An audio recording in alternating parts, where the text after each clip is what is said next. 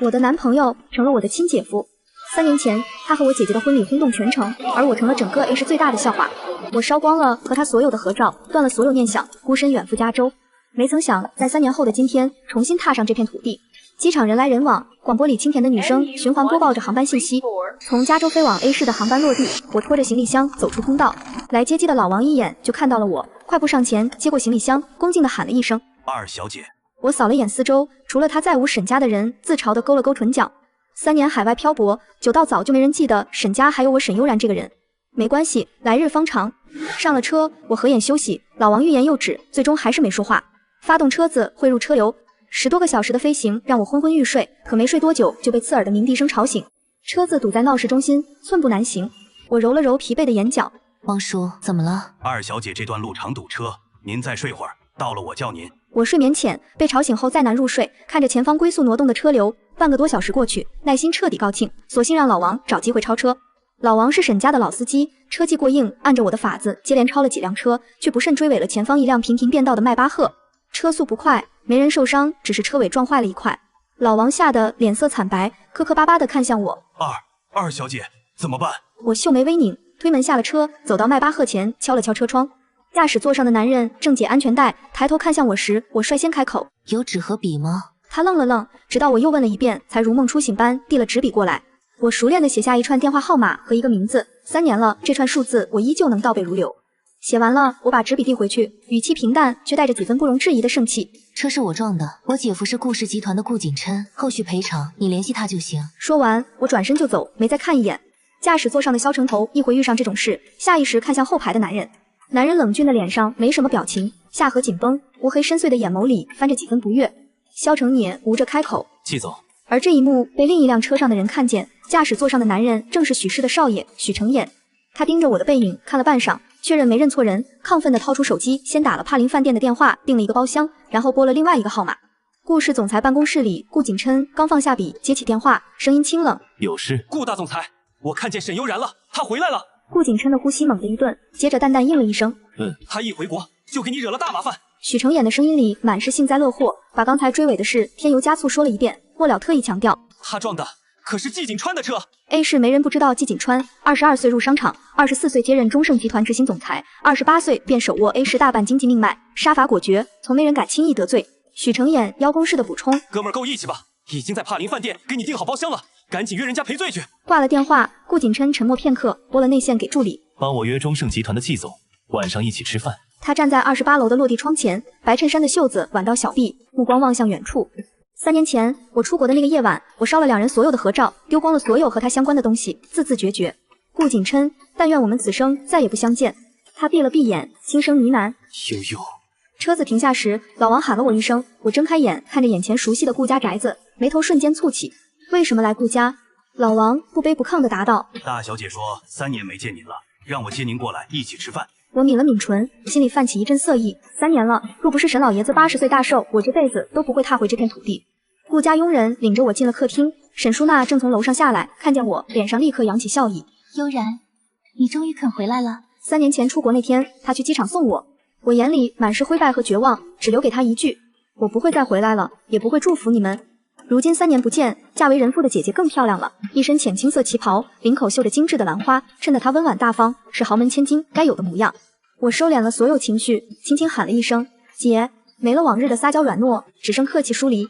他拉着我上下打量了一番，眼里满是心疼。在加州过得不好吗？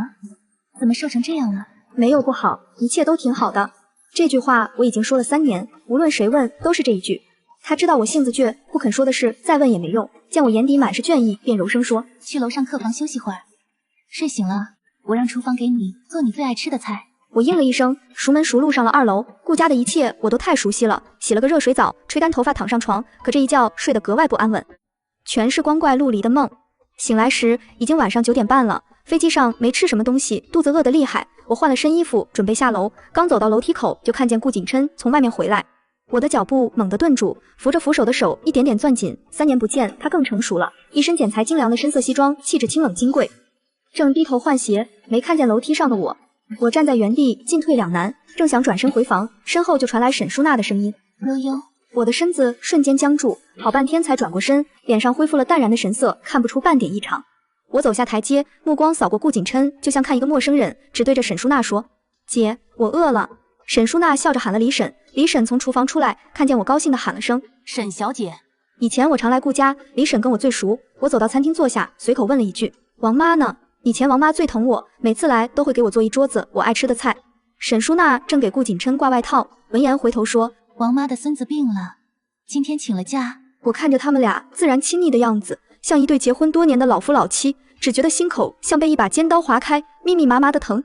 我没吃几口就放下了碗筷，李婶连忙问：“沈小姐，饭菜不合胃口？”我还没开口，顾景琛忽然接了话：“晚上不能吃太多。”我猛地抬头看向他，从他进门到现在，我一直对他视而不见。这是3年来我第一次正眼看他，可只一瞬我就移开了视线，眼里没有半分爱意，只剩平静淡然。他的心在一瞬间变得空落地，目光也暗了下去。悠然，爸妈去奥克兰接爷爷回来，家里没人，你这几天就住这儿吧。沈淑娜走过来，一副长姐如母的模样。在这儿我还能照顾你，这些年你一个人在外面受苦了。我嘴角勾起一阵凉薄的笑意，明知道我和顾景琛的过往，还留我住在顾家，若不是他一向疼我，我都要怀疑他是故意给我难堪。这些年在加州，我也是一个人。我淡淡开口：“姐，安排司机送我回沈家吧。”顾景琛放下醒酒茶，拿了外套准备上楼，走了2步，忽然停下。时间不早了，就算要走，也等明天吧。我看了眼墙上的钟，还不到10点半，可对上沈淑娜满眼期盼的目光，我终究还是松了口。那打扰了。刚踏上台阶的顾景琛身形猛地一僵，那声客气疏离的打扰了，像一把淬了冰的刀，狠狠扎进了他的心口。那一晚我时差颠倒，辗转反侧到天快亮，才浅浅睡了一会儿。第二天一早，我收拾好东西下楼，就看到顾景琛穿着家居服坐在餐桌前看报纸，他面前摆着牛奶和三明治。看到我下楼，立刻喊了一声李婶。他听见脚步声，回头看了我一眼，喊了声李婶。李婶很快把我的早餐端上桌，我在他对面坐下，淡淡打了声招呼：“早。”他微微一怔，随即回应：“早。”早餐很简单，一份三明治，一杯牛奶。我只吃了2口三明治，就把牛奶喝完了。他合上报纸，眉头微蹙：“早餐很重要，你吃的太少。”我抬眸看他，嘴角勾起一抹讽刺的弧度：“顾先生，把你的闲心用在公事上就好，我这个不相干的人就不劳你费心了。”一句“顾先生”让他的脸色瞬间白了。“你叫我顾先生，不然呢？”我笑得更讽刺，语气尖刻：“姐夫，还是顾三少？”他的脸色越来越白，抿着泛白的唇，沉默了许久，缓缓开口：“随你吧。”客厅里的气氛瞬间降到冰点，佣人都不敢靠近。就在这时，沈淑娜焦急的声音从玄关传来，打破了僵持：“景琛，依依她。”她的话戛然而止，显然是看到了餐桌前气氛诡异的我们，愣了一下。“悠然，你起来了。”我顺着她的声音看过去，目光骤然定格，脸色瞬间惨白。沈淑娜的怀里抱着一个婴儿，粉雕玉琢的穿着粉色的小衣服，肉乎乎的小手抓着她的衣领。沈淑娜见我一直盯着孩子，笑着说：“悠然，这是依依，刚满1岁零2个月。”那一刻，我感觉整个世界都塌了。3年前，他娶了沈淑娜，我的世界轰然崩塌，而这一刻，我的荒城里寸草不生。我死死抠着桌角，拼命压制住翻涌的情绪，逼自己镇定下来。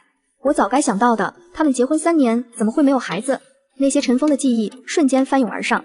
曾经我们依偎在顾家花圃后的草坪上，我躺在他怀里，把玩着他修长的手指，问他毕业后想做什么。他说：“努力赚钱，然后娶你。”我眼睛亮得像成了星星，又问：“然后呢？”他低头看我，目光认真。“然后你给我生个孩子，最好是个女儿，像你一样乖巧小巧，我把你们2个一起宠着。”我红着脸娇嗔地骂他讨厌，心里却乐开了花。我让他提前给女儿想名字，他说：“就叫顾依依。”我嫌弃名字太俗，他却红了耳根说：“因为你和她会是我的唯一。”我抱着他的脖子，在他脸上亲了又亲，约定好依依只是小名，大名要他重新取。可现在他的女儿叫顾依依。我忽然笑了，眼底蒙了一层薄薄的雾气，又像是自嘲，喃喃低语：“我做小姨了，挺好。”我走进沈淑娜，伸手轻轻碰了碰孩子的脸蛋，软乎乎的，这是他的女儿顾依依。顾景琛忽然开口：“不是唯一的依，是依旧如初的依。”顾景琛忽然开口，我愣了愣，随即惨淡一笑：“是哪个字又有什么区别呢？他有妻子有孩子，我们之间早就回不去了。”沈淑娜焦急地开口：“景琛，依依一直在拉肚子。”顾景琛立刻快步上前，看了眼孩子，拿起茶几上的车钥匙：“去医院。”我下意识地想跟上去，可刚走2步就停住了脚步。他怀里抱着的是他的妻子，妻子抱着的是他们的女儿，我跟上去又算什么呢？看着他们匆匆离去的背影，我死死咬着下唇，口腔里蔓延开淡淡的血腥味。那天之后，我做了一个疯狂的决定，我打听到季锦川在金豪酒店有一间长期套房，是他和情人幽会的地方。我站在那间套房门外，抬手正要敲门，房门就被人从里面拉开了，一个衣衫不整的女人掩面哭着跑了出来，提着包匆匆离开。我深吸一口气，推开半掩的房门走了进去。房间里没人，只有浴室传来哗啦啦的水声。我把包扔在沙发上，心脏砰砰直跳，紧张的手心冒汗。没过多久，浴室的门开了。我闻声望去，男人只在腰间围了一条浴巾，结实精壮的身躯暴露在空气中，蜜色的肌肤上挂着水珠，墨黑的湿发滴着水，一张脸俊的让人移不开眼。他看到突然出现在房间里的我，眉头瞬间拧紧，眼底满是愠怒，冷声道：“滚出去！”我脸颊微红，轻咳一声，掩饰失态，深吸一口气，直视着他的眼睛。季总，我是来应征你下一任情人的。这话我说出口，自己都觉得脸颊发烫。季锦川眯起眼，上下打量了我一番，薄唇勾起一抹讽刺。不是每一个主动送上门的女人，我都会要。我又羞又恼，索性大着胆子上前，伸手环住他的腰，却不敢真的贴上去。我抬头看他，眼睛亮得惊人。那你看我可以吗？缺钱？他语气戏谑，扫了一眼我环在他腰间的手臂。你长得好看，做你的女人不亏。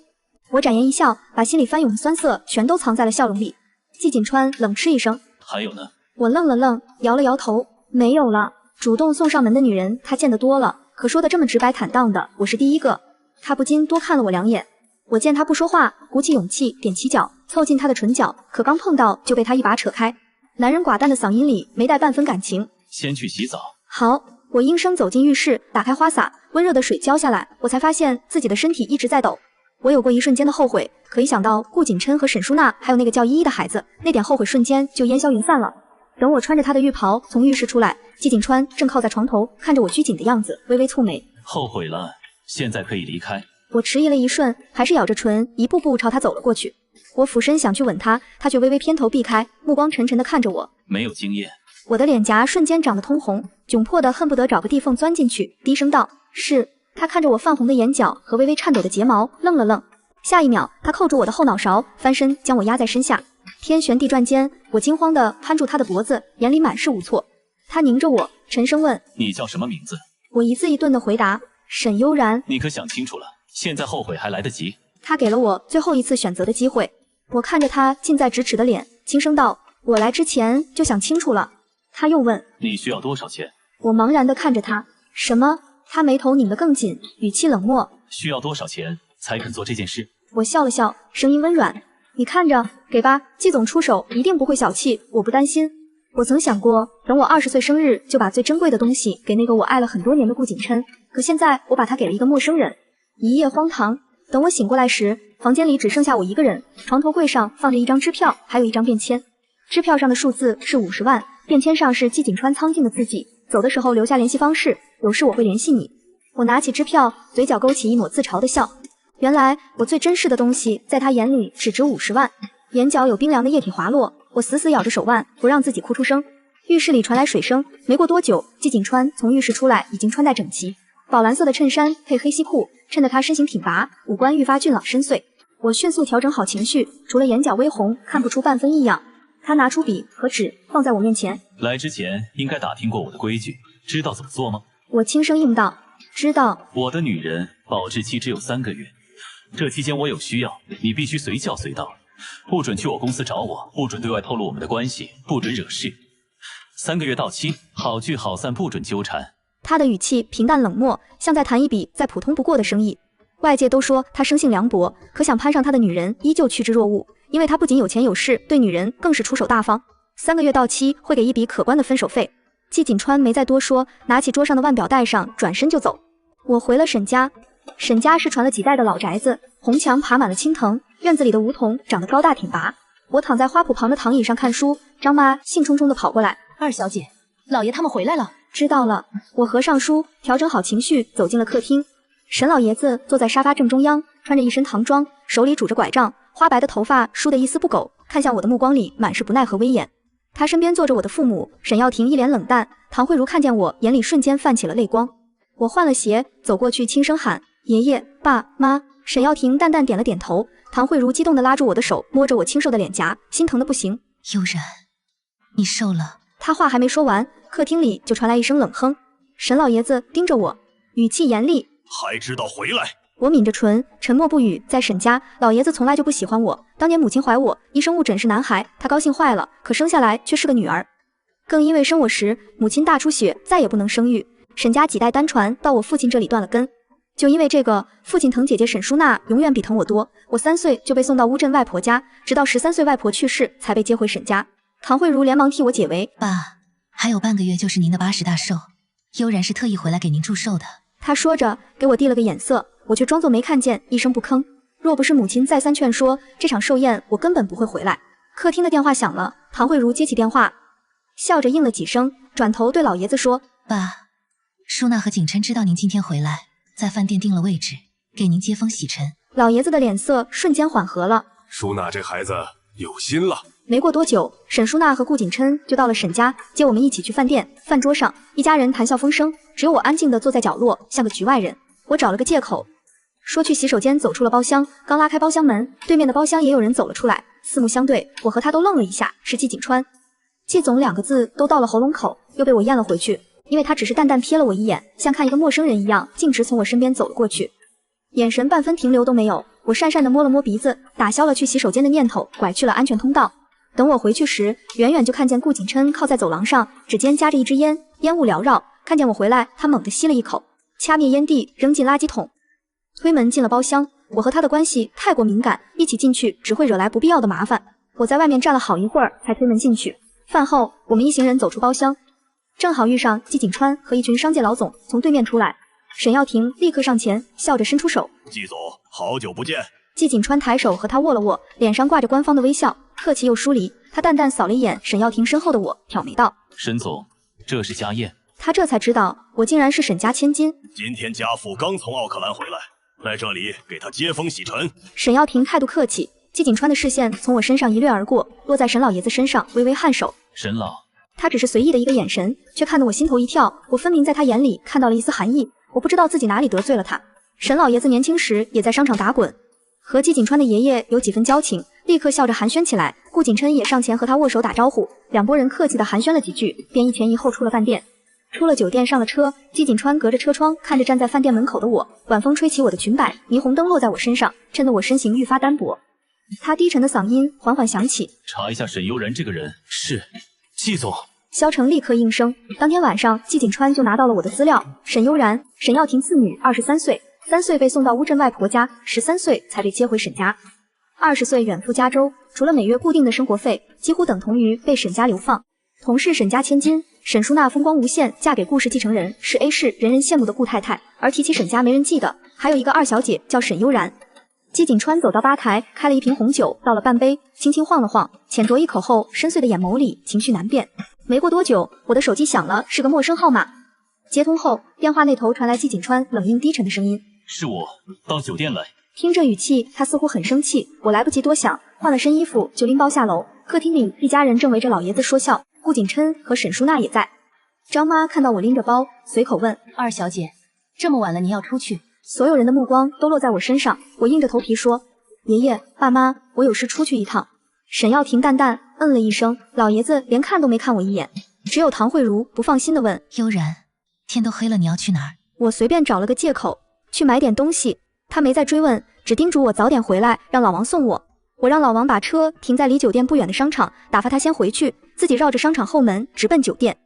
推开酒店房门时，季景川正站在窗前打电话，说的是法语，我一句也听不懂。我在沙发上坐下，刷着手机等他。没过多久，他挂了电话，转过身，居高临下的审量着我，他的目光太过凛冽深邃，看得我一阵胆寒。沈家快倒闭了。他忽然开口，我愣了愣，什么？是你爸的意思，让你来接近我。他的语气里满是讥讽。沈家的千金会缺钱。我这才明白他在气什么，眨了眨眼，一脸无辜。我从来没说过我是为了钱啊。季景川眉头紧锁，回想那天的场景，我确实没提过一个钱字，是他先入为主，把我当成了那些为了钱主动送上门的女人。他皱着眉问：那你是为了什么？我攀着他的胳膊站了起来，踮起脚吻了吻他的唇角，笑着说：我说过，是因为你长得好看，我喜欢你，季总，你该对自己有点信心。他黝黑的眸子像寒潭，一眼望不到底，只淡淡道：最好是这样，我不喜欢女人掺和我的工作。我笑着应声：我知道。那天之后，我和季景川的关系似乎没什么变化，又似乎有哪里不一样了。他依旧是3个月换一任情人的规矩，依旧对我冷淡疏离，可偶尔又会流露出不一样的情绪。而我在朋友的介绍下进了《密》杂志社做编辑，有了人生第一份正经工作。我的上司周主编人很好，知道我没经验，也没为难我，只让我先熟悉工作。上班第1天，沈耀庭就把我叫住，眼神沉沉地看着我。既然打算留在国内，就安分守己。你姐和景琛已经结婚了，沈家最看重的就是名誉，你懂吗？话里的警告意味再明显不过，我心里一阵酸涩，还是温顺地点了点头。我明白。日子一天天过去，转眼就到了沈老爷子80岁大寿的日子。天刚亮，佣人就把高定礼服和首饰送到了我房间。傍晚，沈淑娜和顾景琛来沈宅接我们。我穿着斜肩的嫩黄色礼服，裙摆缀着蕾丝，走下楼的时，玄关处的顾景琛猛地抬眼，目光牢牢锁在我身上，半晌都没移开。沈淑娜笑着迎上来，挽住我：“悠然，你今天太漂亮了。”我没应声，只把手里的礼盒递到沈老爷子面前，轻声道：“爷爷，生日快乐。”老爷子哼哼了2声，没伸手接，场面瞬间尴尬。沈淑娜见状，笑盈盈的上前：“爷爷，我帮你拆礼物。”拆开礼盒，里面是一套手工白瓷茶具，正是老爷子喜欢的款式。老爷子的脸色终于缓了过来，露出了点笑意。到了酒店，沈淑娜拉着我去楼上客房补妆，她给我挽了发髻，别上水钻头饰，一边给我戴耳坠，一边问：“听说你在杂志社找了份工作，怎么不去自家公司？在外面受了委屈怎么办？”我看着镜子里的自己，淡淡笑了笑，闲着没事做，混个日子而已。姐，这些年你过得好吗？她拿着粉扑的手顿了一下，随即又笑着点头：“都挺好的。”话音刚落，母亲唐慧茹推门进来，看着我欲言又止。我主动开口：“妈，有什么话您直说吧。”她握住我的手，语气放得极轻：“悠然，今天你爸会介绍些青年才俊给你认识，就算不谈别的，多交几个朋友也好。”我心里瞬间一片冰凉。我当然懂这话里的意思，他是想借着这场寿宴断了我对顾景琛的念想，甚至早就做好了拿我联姻的打算。客房门外，顾景琛举着要敲门的手僵在原地，里面的对话他一字不落地全听了进去，脸上的笑意一点点褪去，下颌线绷得死紧，指节捏得泛白，连呼吸都沉了几分。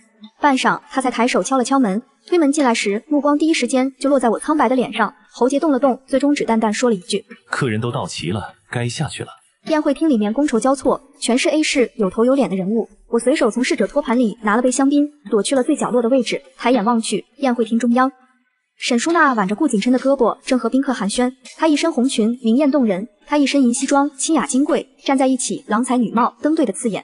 我攥着酒杯的手紧了紧，心口密密麻麻地疼。就在这时，宴会厅入口突然一阵骚动，季锦川来了。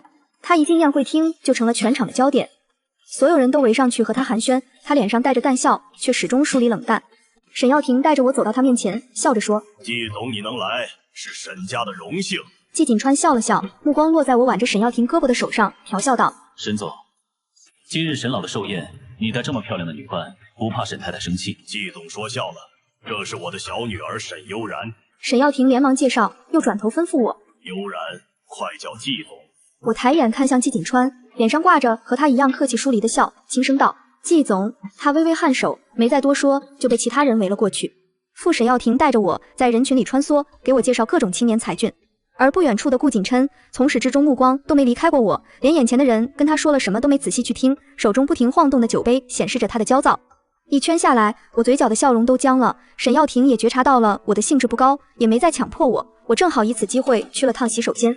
顾景琛见我朝洗手间的方向而去，和正在跟他说话的人说了一声失陪，将手中的酒杯放在经过的侍者托盘里，退出了宴会厅。我从洗手间出来，在拐角处遇到了顾景琛，他靠在墙壁上，单手插兜，另一只手把玩着银色的打火机。看见我出来，他直起身，一步步朝我走了过来，但他没有在我的面前停下，而是擦肩而过。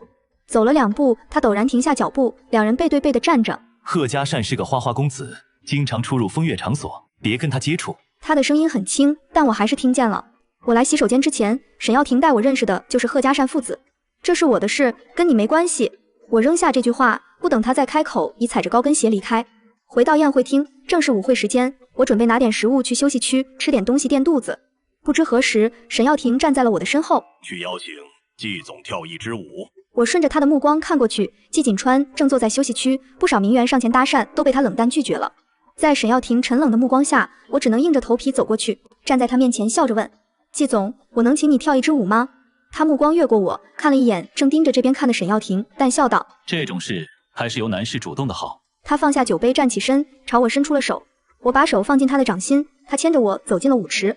舞池中央，他带着我旋转，动作流畅优雅。他低头问我：“跳得不错，跟谁学的？”我脸上的笑容瞬间僵住，恍惚间好像又回到了很多年前，那个少年气急败坏的低吼，说我笨，连左右脚都分不清，又耐着性子，一遍遍的教我跳舞，说以后要带我参加各种酒宴，不能带别的女伴。我半晌没说话，季锦川低头见我心不在焉，微拧眉头。怎么了？我回过神，冲他笑了笑，没什么，在加州随便学的。一曲结束，宴会厅里响起了热烈的掌声，我从他怀里退出来，脸颊微红，说了声谢谢，就转身回了休息区。没过多久，宴会厅里突然一阵嘈杂，一个女人不小心把香槟洒在了季锦川的西装上，慌得不停道歉。沈耀庭连忙上前，满脸歉意。季总，你先到楼上的客房休息一会儿，我马上让人送衣服上去。然后他转头看向我，悠然，带季总去客房休息。我应了一声，对季锦川做了个请的手势。季总，这边请。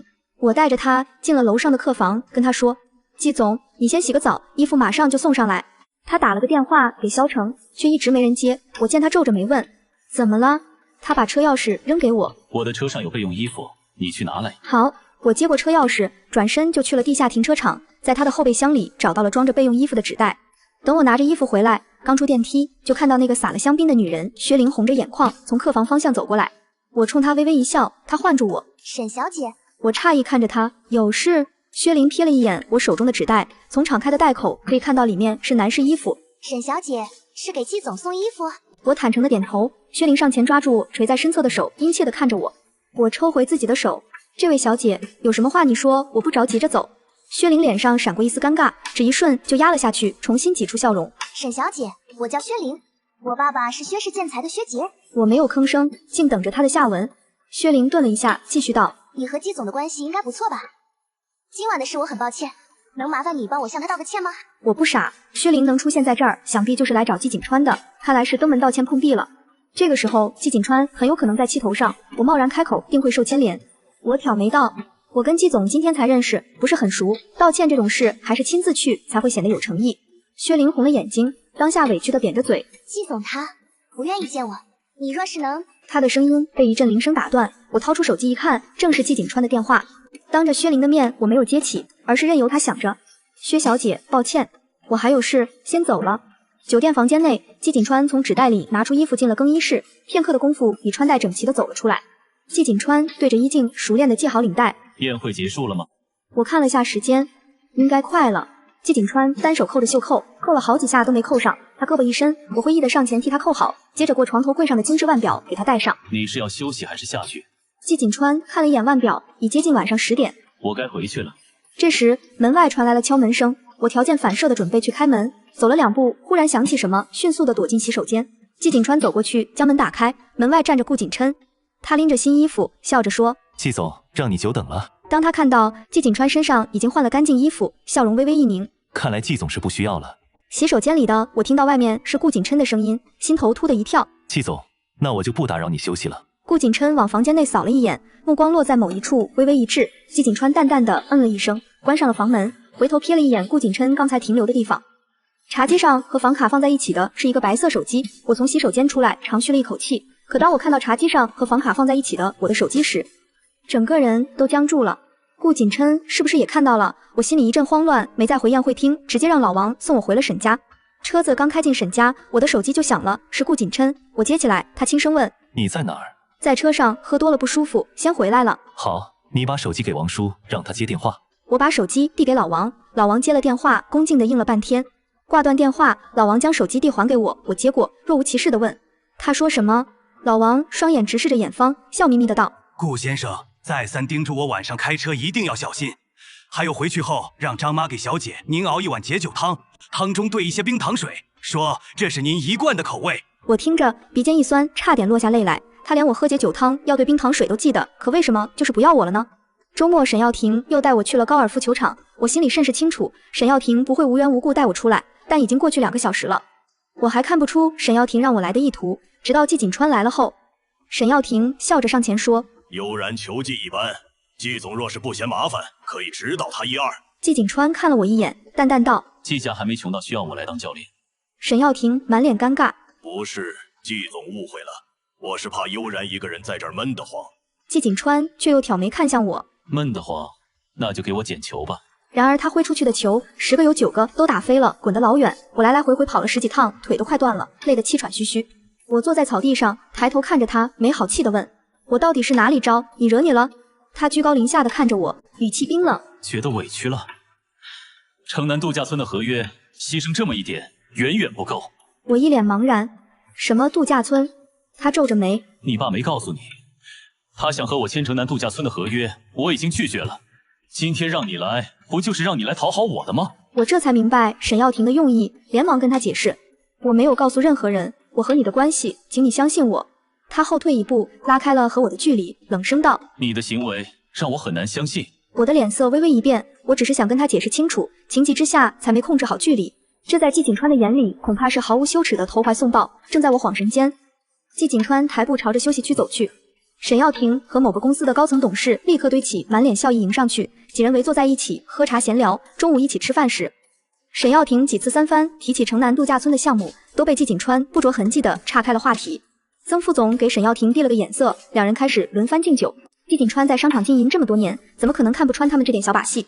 他直接要了一壶茶，全程滴酒不沾。沈耀庭和曾副总每次敬酒，都被他一句轻飘飘的胃疼挡了回去，堵得两人脸色一阵青一阵白。我全程安安静静的吃菜，这家饭店的小龙虾个大味美，香辣的口感正好对了我的胃口。我连着吃了好几只。季锦川端起茶杯喝了一口茶，余光扫到我面前堆起的小半盘虾壳，视线又往我这边偏了偏。我一门心思全在眼前的小龙虾上，一张小嘴被辣得通红，吃完一只还会意犹未尽地舔一下唇角。我正吃得香，完全没注意到他的目光。他看着我吃得津津有味，竟也动了筷子，夹了一只小龙虾，轻轻吮了一口虾钳。想来味道确实不错，难怪我吃得这么香。他剥掉虾壳，把虾肉送进嘴里，刚嚼了2口，就听见曾副总开口。曾副总眼睛一亮，立刻拿起酒杯。季总现在都能吃辣了，看来胃不疼了。说着就要起身敬酒。季锦川不紧不慢地吐出2个字：饿的。言外之意需要吃东西。听到他这句话，我差点没忍住笑出声，结果一张嘴，辣椒碎直接呛进了喉咙里，咳得我撕心裂肺，眼泪都快出来了。我下意识抓起手边的水杯，一口气喝了个精光。等我拿起茶壶准备再倒一杯的时候，才发现满桌子的人都在盯着我看。我困惑地眨了眨眼，完全没反应过来怎么回事。我扫了一圈众人，见曾副总的目光死死盯着我手里的杯子，连忙低头看了眼，瞬间脑子嗡的一声，全明白了。我赶紧放下水杯，满脸窘迫地跟他道歉：“季总，对不起，我拿错杯子了。”季锦川微微皱了皱眉，没接我的话，转头朝着包厢门口喊了一声：“服务员。”包厢门外一直有服务员候着，听到喊声立刻推门进来。他抬了抬下巴，语气平淡：“杯子脏了，重新换一个。”那一刻，所有人的目光都落在我身上，我的脸火辣辣的，又羞又气。回去的路上，我越想越气，给他发了条短信：“季总，你既然嫌弃我，睡我的时候怎么不觉得脏？”短信发出去，石沉大海。沈耀庭见我频频看手机，随口问了一句：“约了人？”我随口应道：“跟朋友约了喝下午茶。”合作没谈成，沈耀庭的心情显然很差，语气有些生硬：“去哪里？让司机送你过去。”我微微一愣，连忙摆手：“不用了，前面路口停下就行，我自己打车过去。”司机听到了对话，很快就在前面的路口停了车。我下了车，沈耀庭竟破天荒地叮嘱了一句：“注意安全，早点回家。”我当场愣在原地，在我的记忆里，他永远是一张冷冰冰的脸，对我向来不冷不热。他确实尽到了一个父亲的责任，可他给我的疼爱从来都远远不及沈淑娜。沈耀庭的车开远之后，我漫无目的地走在街上，想找家咖啡馆坐1-2个小时再回去。我刚踏进咖啡馆，手机就响了，屏幕上跳动的名字正是季锦川。我直接把手机塞回了包里，任由它不停响着。等了大约5-6分钟，不见那人打第2次，我气恼地轻拍了一个脑袋，我忘记了那人是季锦川，不是顾锦琛会忍受我的小性子。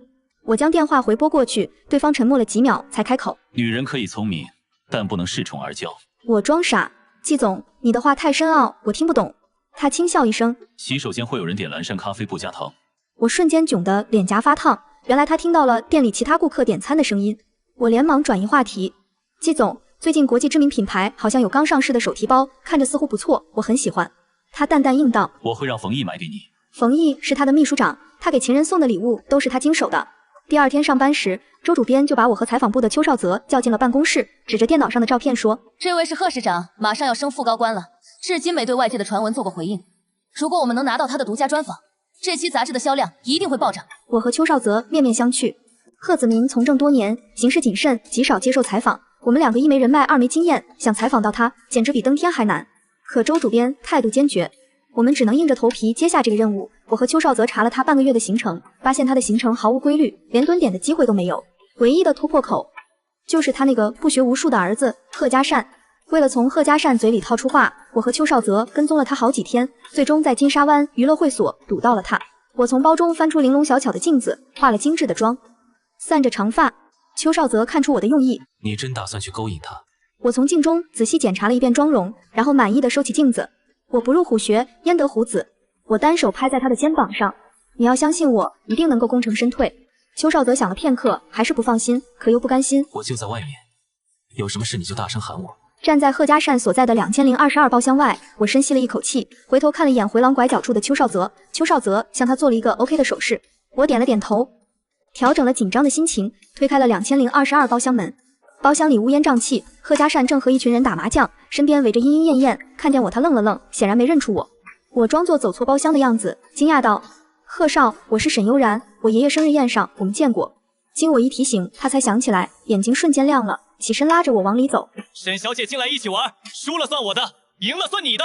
我顺势坐下，一边打麻将，一边有意无意地打探贺子明的消息。可贺家善油滑得很，要么岔开话题，要么就是满嘴跑火车，半点有用的信息都没套到。不仅如此，他还一个劲地给我灌酒。几轮下来，我喝得头晕眼花，找了个借口去洗手间。我扶着走廊的墙壁往洗手间的方向走去，贺家善出了包厢，快步跟上，半扶半搂着我。快到洗手间时，和从洗手间里出来的一个男人撞了一下。西装男人歉意的道歉，我醉醺醺的摆了摆手，没关系。西装男人正是季锦川的助手肖成。肖成听着声音有些耳熟，看了我一眼，然后又看了一眼搂着我的贺家善。贺家善十分不爽的嚷嚷：“看什么看？”然后搂着我进了洗手间。肖成回到包厢，伏在季锦川的耳边低语了几句。季锦川摸牌的手微微一顿，目光讳莫如深，良久后才开口：“打电话给顾锦琛。”我进了洗手间后，给邱少泽打了个电话，让他再等等。与此同时，正在公司加班的顾锦琛接到肖成的电话后，一遍又一遍地拨打我的电话。然而我的一直在通话中，他迅速地关了电脑，拿了外衣出了办公室。等我从洗手间出来，贺家善就堵在了门口，手搭在我的腰上，语气暧昧：“沈小姐，不如我们先走。”我避开了他的手。我还没完尽兴，咱们回去继续。两人回了包厢，贺家善心情不佳，拿了酒和2个杯子各自倒满。光玩有什么意思？输了的喝。行，我回答得十分干脆。然而今天不知道走了什么霉运，总是输。贺家善将酒杯倒满，递到我跟前，我摇了摇头。贺家善2指捏着我的下颌，拿起酒杯强行给我灌下去。见我已完全喝醉，跟其他人打了招呼，准备带我离开。包厢的门被人猛地推开，众人都朝门口望去。顾锦琛站在门口，目光落在我身上，看见我喝得烂醉如泥，眼底瞬间燃起滔天怒火。他大步走过来，一把将我护在身后，冷冷地看着贺家善：“贺家善，你玩什么样的女人我管不着，但你敢动她，我会让你后悔一辈子。”贺家善嗤笑一声，满脸不屑。顾锦琛语气更冷，一字一句道：“贺市长的官运似乎正旺。”一句话让贺家善的脸色瞬间变了。顾锦琛没再理他，扶着我转身走出了包厢。顾锦琛本想将我送回沈宅，但想到我喝得烂醉，就把我带到了他的私人别墅。刚进门，我就冲进洗手间，趴在马桶上吐得天昏地暗。他跟进来，拽着我的胳膊，把我的头按进了水池里，冰冷的水瞬间浇了我满头满脸。我拼命挣扎，可他的力气大得惊人，我根本动弹不得。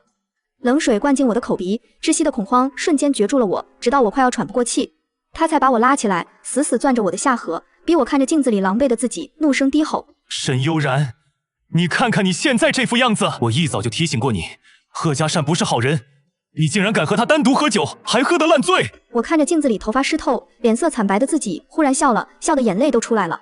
就因为他喜欢玩女人，所以他不是好人。那你呢，顾锦琛？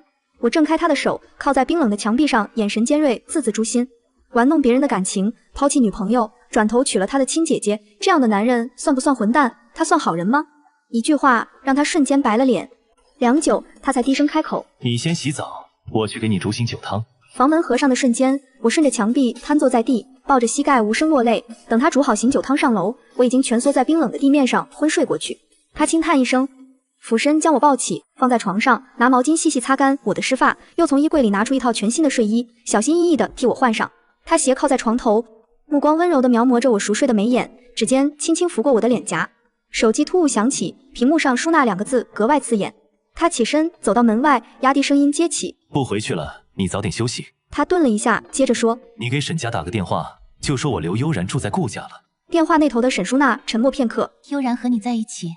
顾景琛嗯了一声说：“他喝醉了，不方便回沈家。”沈淑娜淡淡的道：“我知道了。”次日我头痛欲裂的醒来，看着身上陌生的睡衣，脑子一片空白。打开衣柜，里面一半是顾景琛的男装，另一半挂满了全新的女士衣裙，标签都未拆除，尺码和身得像是为我量身定做。我挑了一件浅蓝色蕾丝连衣裙换上，心口闷得发慌，直觉这些衣服是他为沈淑娜准备的吧。洗漱完毕下楼，餐桌上摆着热气腾腾的早餐，顾景琛端着2杯牛奶从厨房走出，坐下吃饭。我扯了扯裙摆，语气疏离：“我借了你衣柜里的衣服，洗干净还给你。”他唇角微扬：“不用，你穿着很合适，喜欢就留着。”我端起杯子，轻声问：“这些早餐都是你做的？”他点点头。别墅只有钟点工中午才会过来。偌大的别墅只有我们2人，答案不言而喻。昨晚是他亲手替我换的衣服。我尴尬地搅着碗里的粥，生硬岔开话题：“这粥味道不错。”他抬眸看我：“吃完我送你去杂志社。”我摇了摇头，拒绝了他的好意，独自打车离开。刚到杂志社，邱少泽就凑了过来，一脸好奇：“你昨天去哪儿了？”回家了。我拿出手机，才发现早已没电关机。他追问采访贺市长的进展，我无奈耸肩，表示没有得到任何消息。我心里清楚，若不是顾景琛及时出现，昨晚我必定栽在贺家善手里，清白尽毁。我只当是巧合，却不知道是季景川让萧成给顾景琛打了电话。就在我们无计可施时，邱少泽突然指着新闻喊我：“中盛集团城南度假村污染遭投诉，贺市长将亲自前往勘察，这是我们唯一的机会。”我和邱少泽立刻带上相机，驱车赶往城南。1个半小时车程，我们马不停蹄赶到度假村，却被保安拦在大门外，严禁闲杂人等进入。万般无奈下，我背着邱少泽拨通了季景川的电话。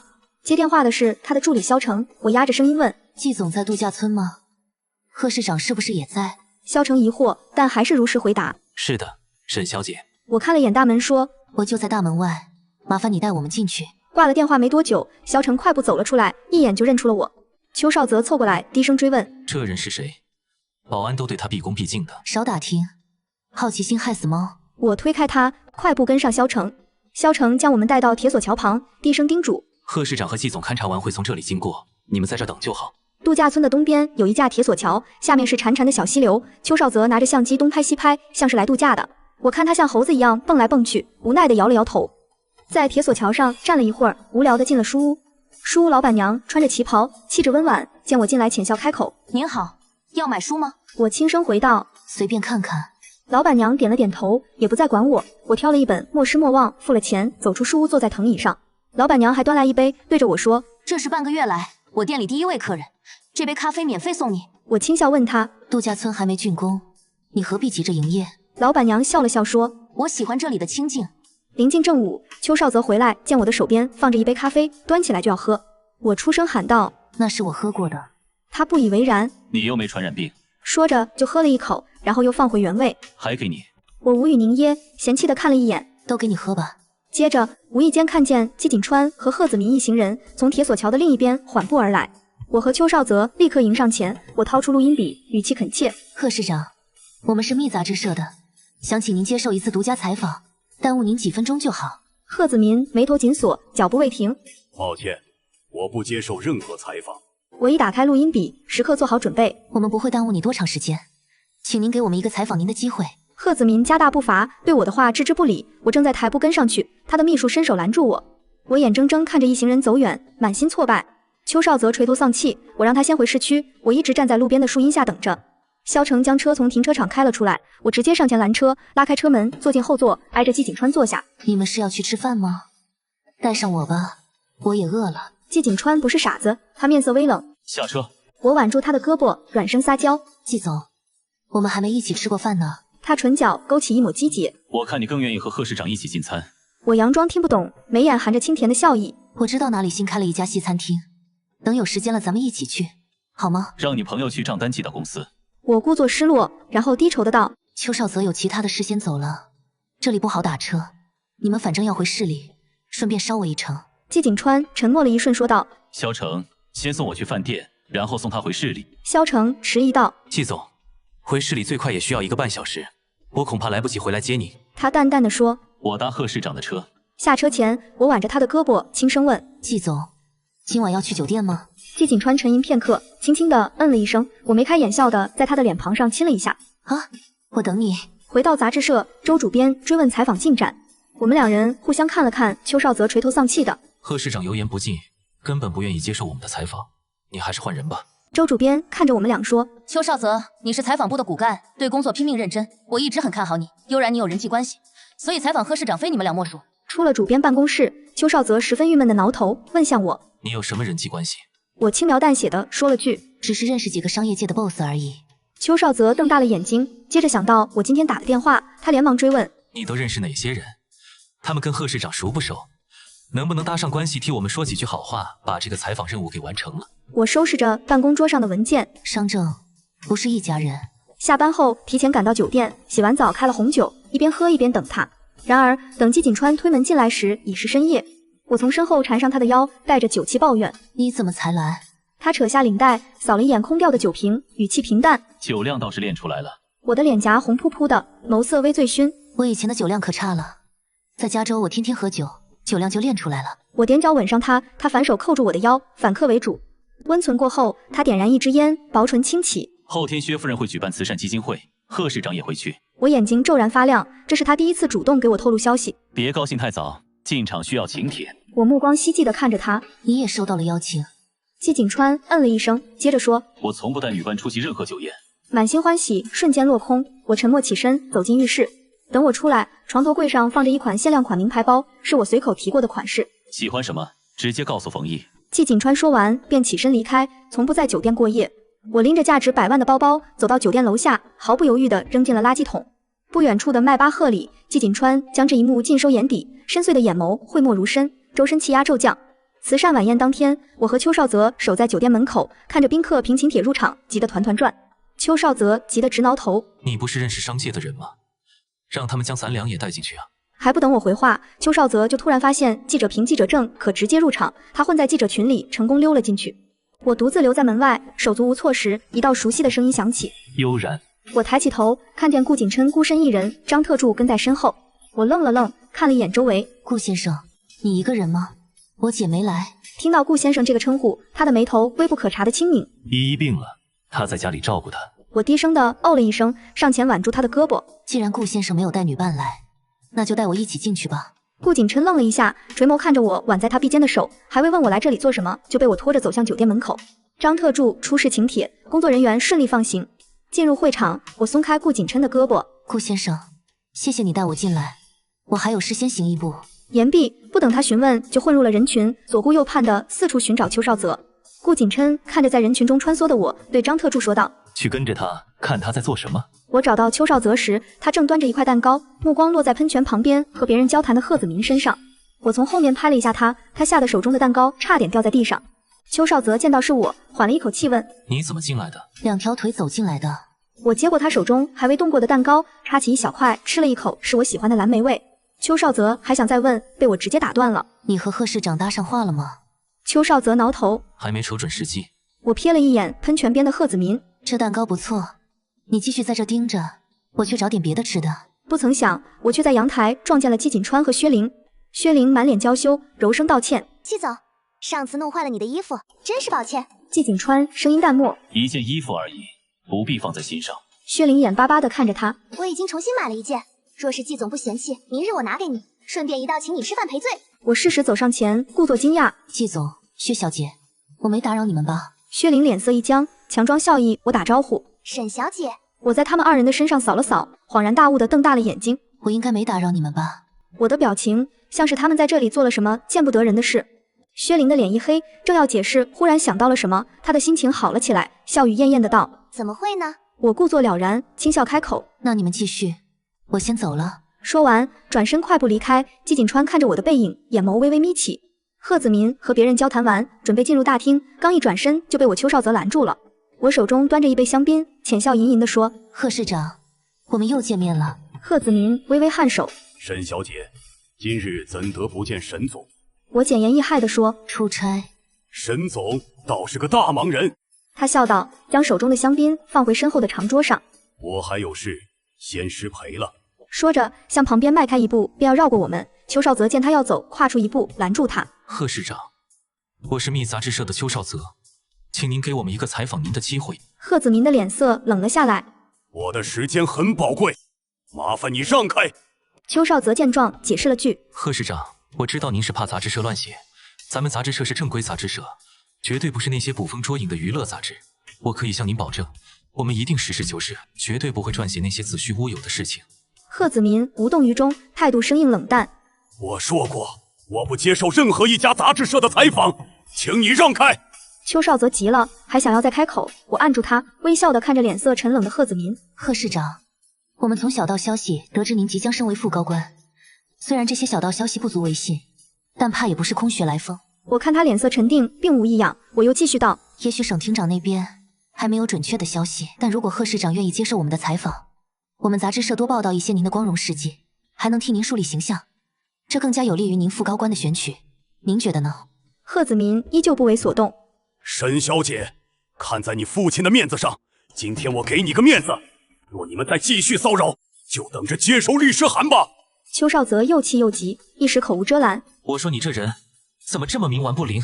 贺子民脸色黑沉。你们如果再继续纠缠下去，我只好叫来保安将你们请出去。这边的争执引得旁人纷纷侧目，都好奇地盯着我们。顾景琛快步走来，攥住我的手腕，脸上带着微笑，歉意地看着贺子民。贺市长，十分抱歉，悠然今日给您带来的困扰，还望您不要介怀，我一定会好好训斥他。贺子民冷哼一声，转身离开。我正要追上去，被顾景琛捉住手腕，我挣扎无果，只能眼睁睁看着贺子民离开。我侧头，气鼓鼓地瞪着顾景琛。顾先生，我的事你少管。相对我的恼意，顾景琛一脸的淡然无波。这里有很多记者，如果不想明天上头条新闻，注意你的言行举止。我的唇角微扬出一丝弧度，讽意明显。那你这个有妇之夫，还跟我拉拉扯扯。他松开手，指尖残留着我的温度，不紧不慢道：无论你有什么重要的事情，今日这个场合并不适合。不远处，季景川将一切看在眼里，薛玲在一旁煽风点火。沈小姐怎么说也是名门贵园，大庭广众之下对贺市长百般纠缠，简直是有辱门风。季景川收回视线，面容寡淡地摇晃着手中的香槟。薛玲见他不吭声，继续说道：贺市长都一大把岁数了，已经能当他爸了，他怎得就不知检点？季景川一目看向他，语气清淡平缓：薛小姐，跟男人说几句话就是不知羞耻。那么请问，自我一进宴厅，你就以自己父亲的名义与我攀谈，这又算什么？一句话对得薛玲脸色惨白，再也不敢多言。我和邱少泽在拍卖会开始时离开了酒店。酒店外，邱少泽大咧咧地坐在台阶上。悠然，咱们干脆直接告诉周主编，这一期的名人访谈换成别人吧。对了，他似乎想起了什么。你认识顾总？我叹了口气说：他是我姐夫。邱少泽惊讶地瞪大眼睛。难怪周主编要让你这个编辑部的人和我采访贺市长。我神情沮丧。即便我是沈耀庭的女儿，贺市长还不是照样不给面子？邱少泽安慰道：就像你说的，商政不是一家。再说了，这一期的名人访谈也不是非得是贺市长。真的？邱少泽见我眸中带着几分希冀，不忍心泼冷水，但又不得不实话实说。除非周主编同意换人。我们两人一直在酒店外等人，直到拍卖会结束，人陆陆续续的从酒店出来。邱少泽眼尖的看到从会场出来的贺子民，拖着我就迎了上去。我们刚一走近，贺子民就皱紧眉头：你们两个还有完没完？邱少泽放低语气恳求道：贺市长，我们只是想耽误您几分钟，做一个简单的采访。密杂志社绝不会像娱乐报刊那样乱写，请您给我们这个机会。贺子民极力的压制住恼意，言辞激烈的道：邱先生，沈小姐，你们已经给我带来了困扰，明日贵杂志社就等着接收律师函吧。不远处的季景川看着我这边的情况，吩咐萧成：明天约贺市长喝下午茶，3点的会议推迟。萧成满心诧异，却不敢多问，恭敬应下。顾景琛从酒店出来，看到这一幕，墨眉微皱。他尚未说话，贺子民已是忍无可忍的怒道：顾总，身为沈小姐的姐夫，我希望你可以好好管教管教，他已经给我带来了很大的困扰。姐夫二字听得得我很刺耳，冷声反驳：贺市长，如果您不是市长，我也懒得跟您在这浪费口舌。